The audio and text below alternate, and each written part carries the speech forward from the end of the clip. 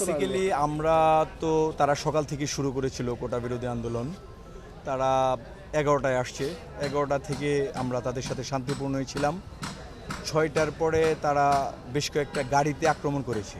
গাড়িতে হামলা করার কারণে আমরা তাদের সাথে পাল্টা আক্রমণে যাই। একটা মুহূর্তে 6 থেকে 7টা পর্যন্ত তাদের সাথে ধাওয়া পাল্টা দেওয়া চলে কোটা বিরোধী। বাট পরবর্তীতে কোটা বিরোধীর পাশাপাশি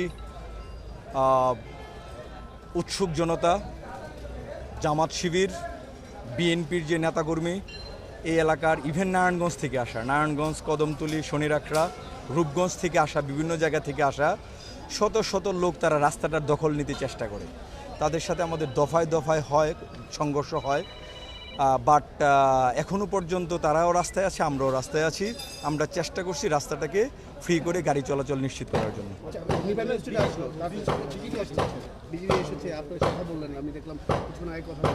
বিজেপির সাথে আমাদের কথা হয়েছে, আমরা এখন আবার টহলে বের হব।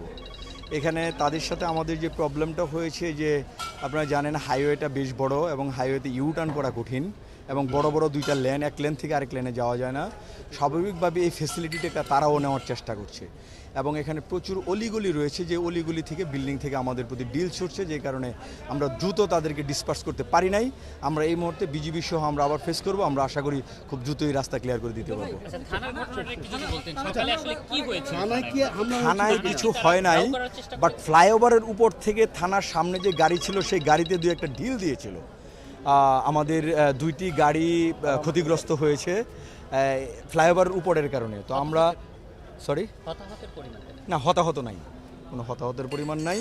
ফ্লাইওভারের উপর থেকে এবং জয় বাংলা স্লোগান দিয়ে একদল সন্ত্রাসী বিএনপি জামাত শিবিরের কর্মীরা এসে আপনার হুট করে অল্প কিছু লোক যখন উপর থেকে ঢিল ছুড়ে তখন আমরা পাল্টা আক্রমণ করি।